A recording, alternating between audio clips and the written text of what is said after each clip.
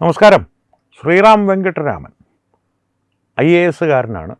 സമർത്ഥനായൊരു IAS ഉദ്യോഗസ്ഥനാണെന്നുള്ളതാണ് അദ്ദേഹത്തിൻ്റെ പ്രവൃത്തിപഥത്തിൻ്റെ എല്ലാ രേഖകളും നമ്മളോട് പറയുന്നത്. അദ്ദേഹം ഇന്നോളം പ്രവർത്തിച്ചിട്ടുള്ള എല്ലാ മേഖലകളിലും അദ്ദേഹത്തിൻ്റെ കഴിവുകൾ തെളിയിക്കപ്പെട്ടിട്ടുണ്ട് അദ്ദേഹത്തിൻ്റെ പ്രവൃത്തികളിലൂടെ. പക്ഷേ കേരളം അദ്ദേഹത്തെ ഏറ്റവും കൂടുതൽ അറിയുന്നത് ഒരു വാഹനാപകടത്തിൻ്റെ പേരിലാണ്. ബഷീർ എന്നൊരു മാധ്യമപ്രവർത്തകൻ, അദ്ദേഹം ശ്രീറാം വെങ്കിട്ടരാമൻ ഓടിച്ചിരുന്ന കാർ ഇടിച്ച് മരണപ്പെട്ടു.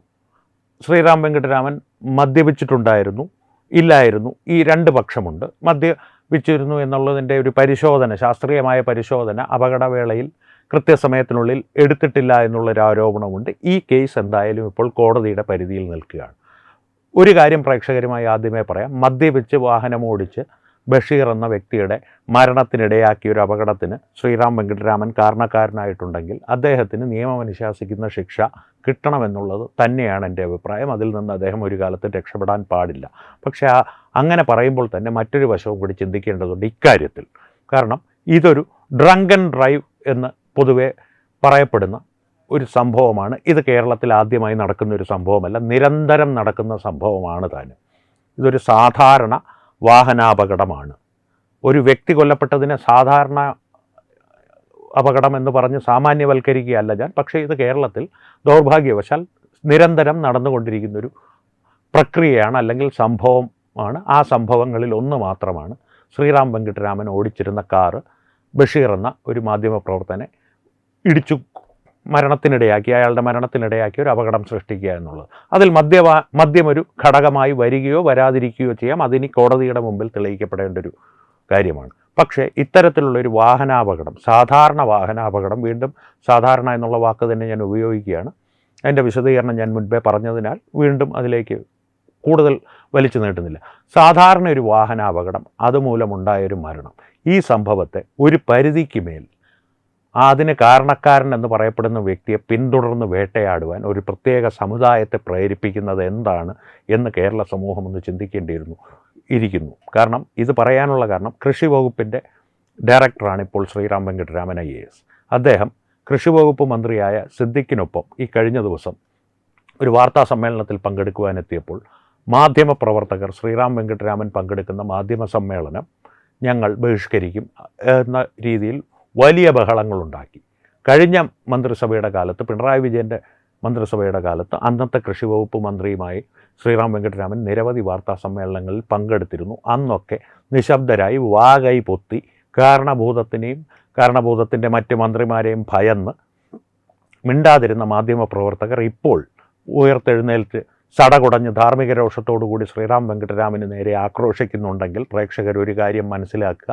കൃത്യമായി ശ്രീറാം വെങ്കിട്ടരാമനെതിരെ പടയൊരുക്കം നടത്തുന്ന ഒരു സമുദായത്തിൻ്റെ അല്ലെങ്കിൽ ഒരു വിഭാഗത്തിൻ്റെ തൽപര കക്ഷികളുടെ കുഴലൂത്തുകാരായി മാത്രമാണ് മാധ്യമപ്രവർത്തകർ പ്രവർത്തിക്കുന്നത്. അതിനൊരു സംശയവും വേണ്ട. ഇതിൽ ധാർമ്മിക രോഷത്തിനോ ബഷീർ എന്നൊരു പാവം കൊല്ലപ്പെട്ടതിനോ യാതൊരു പ്രസക്തിയുമില്ല അവരെ സംബന്ധിച്ചിടത്തോളം.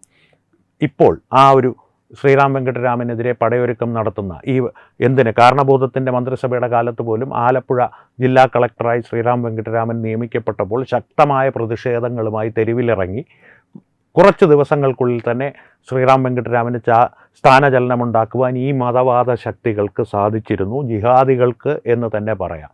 ഈ ജിഹാദികൾക്ക് ശ്രീറാം വെങ്കിട്ടരാമനോട് ഇത്ര വിരോധം തോന്നുവാനുള്ള കാരണം എന്താണ്? ബഷീർ എന്നൊരു പാവം മരണപ്പെട്ടതുകൊണ്ട് മാത്രമാണോ? അല്ല എന്നുള്ളതാണ് സത്യം. ശ്രീറാം വെങ്കിട്ടരാമൻ്റെ കൂടെ കാറിൽ അന്നുണ്ടായിരുന്നു എന്ന് പറയപ്പെടുന്ന വ്യക്തിയെ സംബന്ധിച്ച് കൂടുതൽ വിശദീകരണത്തിലേക്ക് ഞാൻ പോകുന്നില്ല. കാരണം കൃത്യമായൊരു പ്രതിപട്ടികയിൽ ഇല്ലാത്തൊരാളുടെ പേര്, അത് പ്രത്യേകിച്ചൊരു സ്ത്രീയുടെ പേര് വലിച്ചിഴച്ച് കൊണ്ടുവരുന്നത് ശരിയായൊരു നടപടിയല്ല. അതുകൊണ്ട് മാത്രം പറയുന്നില്ല. പക്ഷേ മാധ്യമങ്ങളെല്ലാം കൃത്യമായിട്ട് അക്കാലത്ത് റിപ്പോർട്ട് ചെയ്തിരുന്നൊരു പേരാണത്. അതുകൊണ്ട് തന്നെ പ്രേക്ഷകർക്ക് ആ പേര് തിരിച്ചറിയുന്നതിനും കണ്ടുപിടിക്കുന്നതിനും യാതൊരു ബുദ്ധിമുട്ടും ഉണ്ടാകില്ല. ആ പേര് തന്നെയാണ് പ്രശ്നം. ആ പേരുകാരി ശ്രീറാം വെങ്കിട്ടരാമൻ്റെ കൂടെ പാതിരാത്രിയിൽ കാറിൽ എന്തിന് പോയി?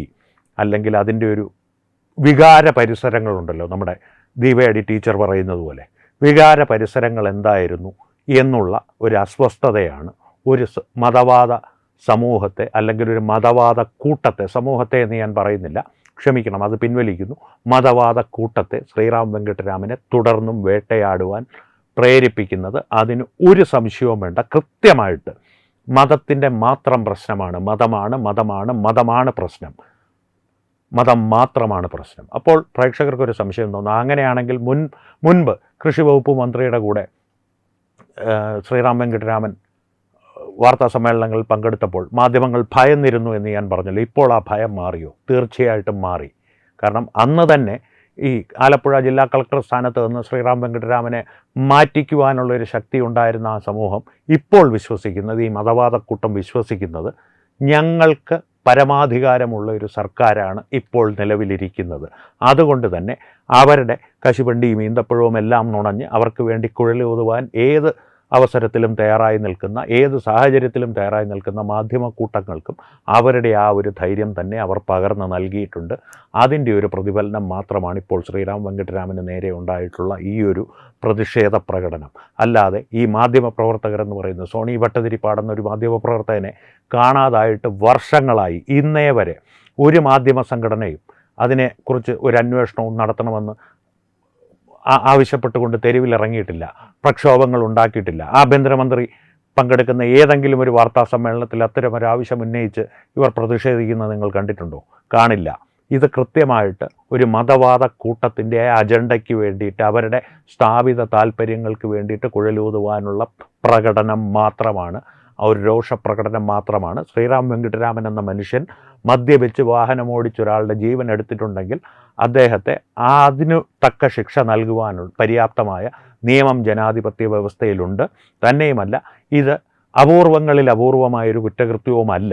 അങ്ങനെയിരിക്കെ ഇത്തരമൊരു വ്യക്തി മാത്രം വേട്ടയാടപ്പെടണമെങ്കിൽ ആളുകളെ തരംതിരിച്ച് അവരുടെ മതത്തിൻ്റെ പേരിൽ, അവരുടെ ഒരു ഐഡൻറ്റിറ്റിയുടെ പേരിൽ വേട്ടയാടുന്ന ഈ ഒരു സമൂഹത്തെ തിരിച്ചറിയണമെങ്കിൽ ആദ്യം അവർക്ക് വേണ്ടി കുഴലൂതുന്ന മാധ്യമപ്രവർത്തകരെ തിരിച്ചറിയണം. അവർ ചോദ്യം ചെയ്യപ്പെടുക തന്നെ വേണം. അതിനുവേണ്ടി മാത്രമാണ് ഇന്ന് ഈ വിഷയം പ്രേക്ഷകരുടെ മുമ്പിൽ അവതരിപ്പിച്ചത്. കാരണം കൃത്യമായിട്ടുള്ളൊരു സംവാദം ഈ വിഷയത്തിൽ ആവശ്യമാണ്. ശ്രീറാം വെങ്കിട്ടരാമനെ ഏതെങ്കിലും തരത്തിൽ സംരക്ഷിച്ച് പൊതിഞ്ഞു പിടിക്കുവാനോ അദ്ദേഹത്തെ ഉയർത്തിക്കാട്ടുവാനോ ഒന്നുമല്ല.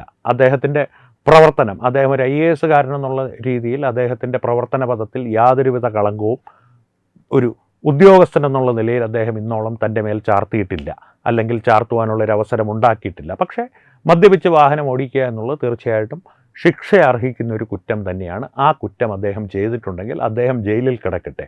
പക്ഷേ ഇതുവരെ കോടതിയുടെ മുൻപിലിരിക്കുന്ന, അല്ലെങ്കിൽ കോടതിയുടെ പരിഗണനയിലുള്ള ഒരു കേസിൽ അതിനു മുൻപേ, കോടതിക്കും മുൻപേ ഞങ്ങളാണ് ന്യായാധിപർ എന്നുള്ള രീതിയിൽ പ്രവർത്തിക്കുന്ന ഒരു മതവാദ കൂട്ടത്തിന് വേണ്ടി ആ ന്യായാധിപന്മാരുടെ വിധി വായിക്കുന്ന തരത്തിൽ ശ്രീറാം വെങ്കിട്ടരാമനെ പിന്തുടർന്ന് വേട്ടയാടുന്നവർ ചോദ്യം ചെയ്യപ്പെടുക തന്നെ വേണം. ഒരുപാട് പേര് ആ ചോദ്യങ്ങൾ ഉന്നയിക്കില്ല എന്നറിയാമെങ്കിലും ഇടയ്ക്കിടെയെങ്കിലും ഒരു തിരിവെട്ടമെങ്കിലും മിന്നിയില്ലെങ്കിൽ മൊത്തം ഇരുളായി പോകും എന്നുള്ള തത്വത്തിൽ മാത്രമാണ് ഈ ഒരു ചർച്ച ഞാൻ പ്രേക്ഷകരുടെ മുൻപിലേക്ക് വയ്ക്കുന്നത്.